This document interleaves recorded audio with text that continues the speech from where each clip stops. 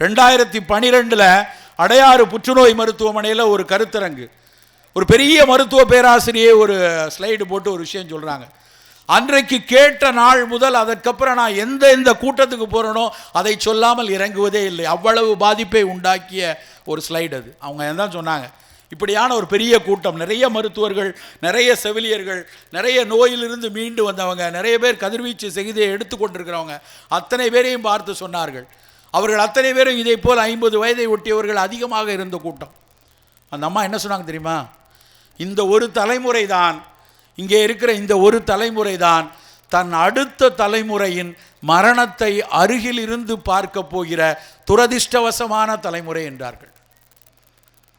மிக மிக வலி தரக்கூடிய சொற்றொடர். This is the only unfortunate generation, those who are going to see their own child's death on their lifetime என்று சொன்னார்கள் ஆங்கிலத்தில்.